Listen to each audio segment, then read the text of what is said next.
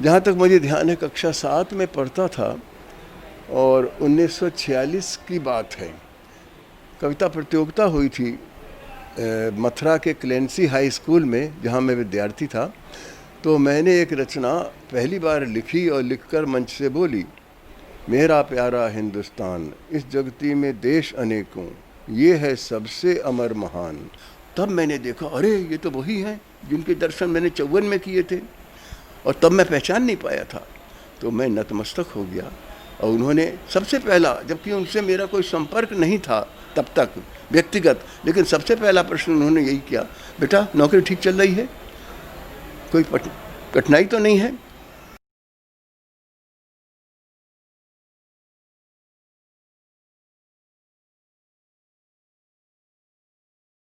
धन्य है जिंदगी ये हमारी, नाथ पाकर सहारा तुम्हारा।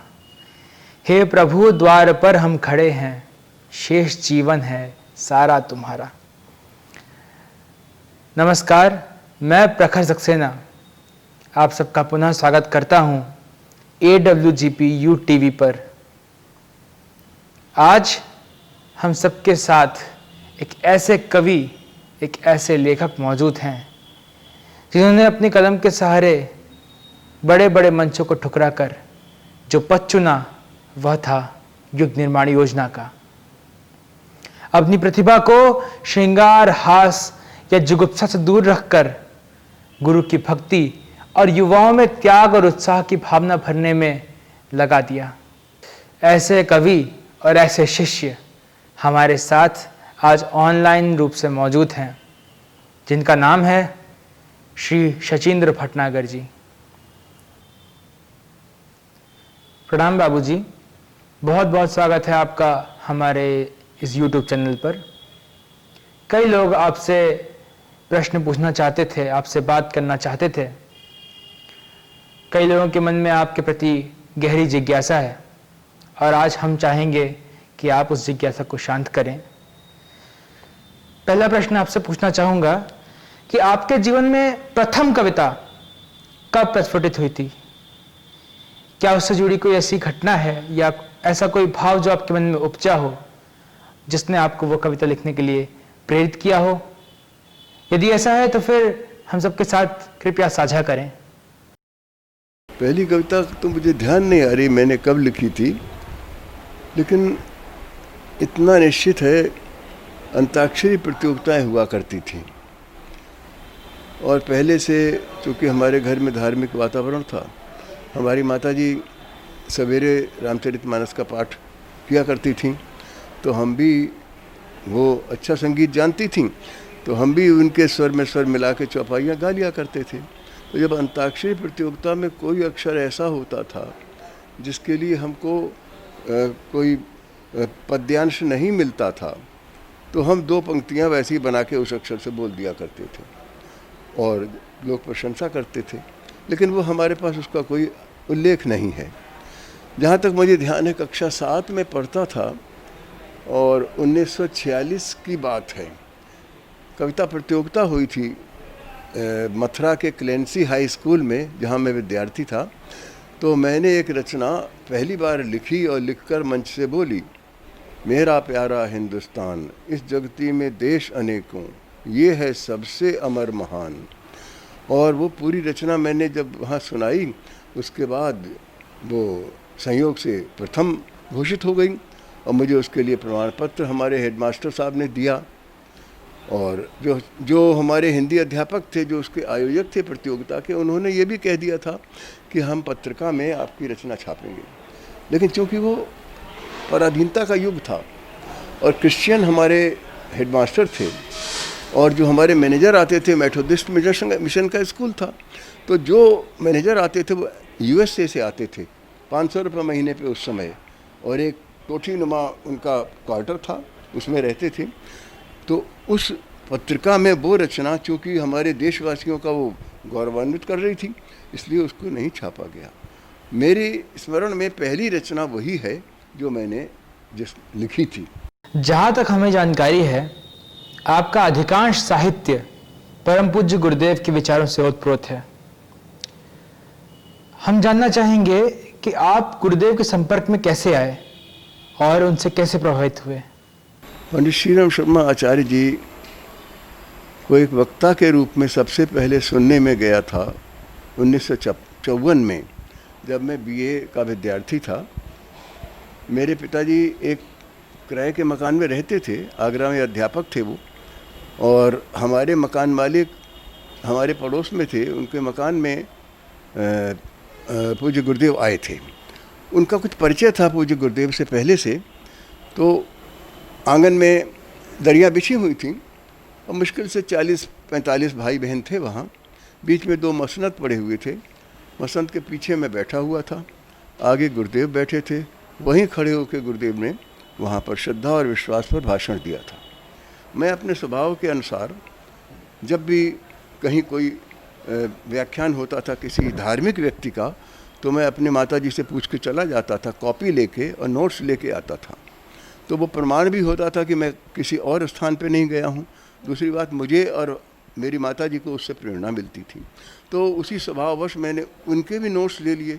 परम पूज्य गुरुदेव ने देख लिया और फिर बाद में जो हमारे मकान मालिक थे पंडित गोपीनाथ मिश्रा, उनसे बोले ये बच्चा कौन है? तो उन्होंने कहा साहब एक माँ साहब हैं, हमारे मकान में किराएदार हैं, उनका बेटा है। तो मुझे उंगली के इशारे से बुलाया, इधर आ। मैं पीछे से उठ कर डरते डरते गया। मैंने कहा पता नहीं क्या गलती हो गई, मुझे डांट पड़ेगी, और मैंने भयवश उनके चरण स्पर्श कर लिए और खड़ा हो गया सीधे। गुरुदेव ने प्रश्न किया क्या लिख रहा था, और वाक्य पूरा करने से पहले मेरे हाथ से वो कॉपी ले ली और एक दृष्टि में पूरा पढ़ लिया। अच्छा, तो मेरा भाषण लिख रहा था, क्या करेगा इसका? मैंने कहा साहब हमारी माताजी हैं, वो हमसे सुन लेती हैं कि क्या क्या तुमने सुना, तो हम उनको सुना देते हैं, और कभी हमारा मन करता है तो बार बार उसको पढ़ भी लेते हैं। अच्छा, तो उसके बाद उन्होंने मेरी पीठ थपथपाई और मुझे ऐसा अच्छा लगा, और 2 कारणों से। एक तो मेरे मन में भय था, वो भय दूर हो गया। दूसरी बात, मैंने कहा एक बुज़ुर्ग व्यक्ति का आशीर्वाद मिल गया मेरे लिए। एक 19 साल के लड़के के लिए तो बुज़ुर्ग थे वो, और उन्होंने पीठ थपथपा के कहा ऐसे ही लिखता रहे। मैं आपको बताऊं कि गुरुदेव के व्यक्तित्व को उस समय मैं नहीं समझ पाया था, लेकिन तुरंत उसके बाद जब वो चले गए, एक कोने में एक सज्जन बुज़ुर्ग बैठे हुए थे, वो मेरे पास उठ के आए कि बेटा ये तुमने जो लिखा है हमें दे दोगे? मैंने साहब आप क्या करेंगे? तो कहने लगे मैं पंडित मुकुट बिहारी लाल शुक्ल, धर्म भूषण मेरा नाम है, और मैं एक मासिक पत्रिका निकालता हूँ मानव नाम की, उसमें मैं इस लेख को विस्तार से देना चाहता हूँ। तो मैंने कहा साहब मैं आपको दे दूँगा, लेकिन माताजी की अनुमति ले लूँ। मैं अपनी माताजी से अनुमति ले लूँ, फिर आप अपना पता बताइए, मैं अपने बाबूजी के साथ, पिताजी को बाबूजी कहता था, उनके साथ आऊँगा। माताजी ने अनुमति दे दी, पता नहीं क्या सोच के, और बाबूजी से कहा इसको साइकिल पर पहुँचाना। तो जो पता उन्होंने बताया था वो उस समय आगरे का अंतिम छोर था जहाँ जाना था। तो बाबूजी बोले इसे कहाँ भेज रही हो? वो पता है वहाँ, उसके बाद तो आगरा समाप्त हो जाता है, इसको छोड़ के आएंगे फिर कौन पहुँचाएगा? कहने लगे आप उनसे निवेदन कर दीजिएगा उन सज्जन से कि इसको घर पहुँचा दें। बड़े विश्वास के साथ बहरहाल उस दिन मैं गया।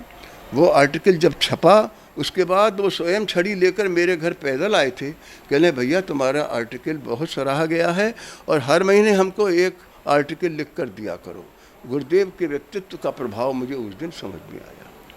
मैंने गुरुदेव को देखा, लेकिन मैं जानता नहीं था कि परम पूज्य गुरुदेव यही मेरे गुरु बनने वाले हैं। उन्होंने उस दिन 6 आने मूल्य की 4 पुस्तकें भी मुझे दी थी, जो कि मैं आपको वास्तविकता बताऊं मैंने महीनों तक नहीं पढ़ी और अपनी किताबों में, पुरानी किताबों में रख दी थी वो। उसके बाद मैं 67 में एमए करने के बाद, बीएड करने के बाद, जब एक 10वीं क्लास तक के हाई स्कूल में प्रिंसिपल होके अलीगंज डिस्ट्रिक्ट एटा में पहुंचा, वहाँ हमसे 3-4 किलोमीटर दूर एक इंटर कॉलेज के सीनियर प्रिंसिपल थे जगदीश कुमार निगम। वो पता नहीं उनको मेरे अंदर क्या दिखाई दिया कि वो, हमारा तहसील हेडक्वार्टर था, वो अपने उपकोषागार में कॉलेज के काम से आया करते थे, इक्के में आते थे, कोई गाड़ियाँ नहीं थी उस समय।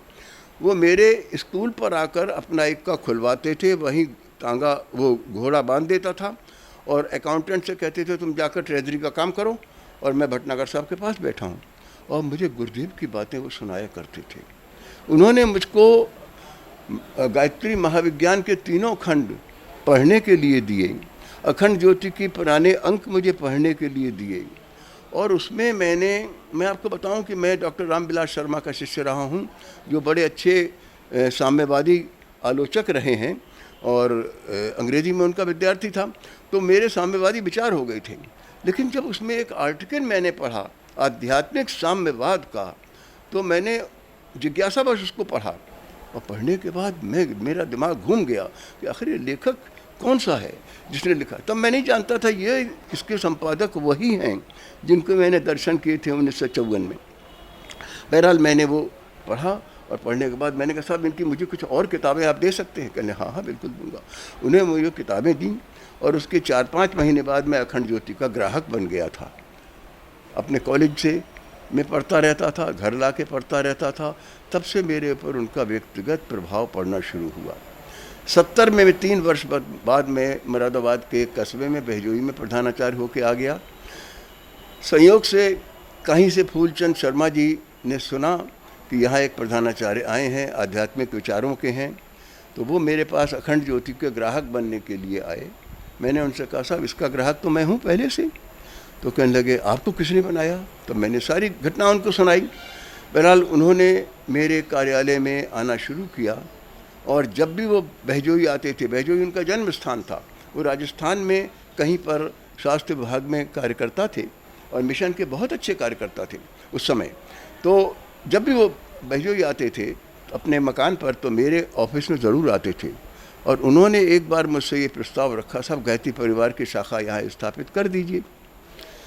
तो मैंने कहा साहब क्या होता है गायत्री परिवार? मुझे तब तक पता नहीं था। बहरहाल वहाँ पहली स्थापना गायत्री परिवार की संभवतः 72 में या 71 के अंत में हुई है, और उनके पिताजी जो बुज़ुर्ग थे उनको ही मैंने उसका वरिष्ठ सदस्य बनाया था, लेकिन उन सब ने मुझे ही कार्यवाहक उसका बना दिया था। तब मथुरा से प्रमाण पत्र आता था कार्यवाहक का, और हम लोग 5 लोग मिलके गायत्री परिवार हमने प्रारंभ किया। और उसकी शाखा का एक सज्जन थे जो हमारे कार्यकारिणी में थे, अकेले थे, उनकी पत्नी का निधन हो चुका था। उनके मकान में बरामदे में हम लोग साप्ताहिक यज्ञ किया करते थे, और धीरे धीरे हमने पर्चे बांटने शुरू किए। इस प्रकार मैं गुरुदेव के संपर्क में आया। लेकिन और फूलचंद जी के ही प्रयास से मैंने सन 73 में या 72 के अंत में मैंने परम पूज्य गुरुदेव के यहाँ दर्शन किए, शांति कुंज में आकर। धन्यवाद बाबूजी। आज हमने जाना कि आप गुरुदेव के संपर्क में कैसे आए और कैसे प्रभावित हुए। प्रश्न और जिज्ञासा तो अनेक हैं आपसे दर्शकों की, परंतु इस एपिसोड में सिर्फ इतना ही। आपसे फिर भेंट होगी हमारे अगले एपिसोड में AWGP UTV पर। तब तक के लिए हम आपसे विदा लेते हैं। दर्शकों से अनुरोध है कि हमारे इस वीडियो को लाइक करें और अधिकाधिक शेयर करें, और हमारे चैनल AWGP UTV को सब्सक्राइब करें। नमस्कार।